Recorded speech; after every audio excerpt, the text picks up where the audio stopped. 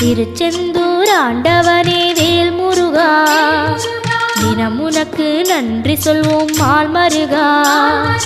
திருவடியில் தவம் இருப்போம் திருமுருகா, தீப்பெழுது நலமெனவே வடிவழகா.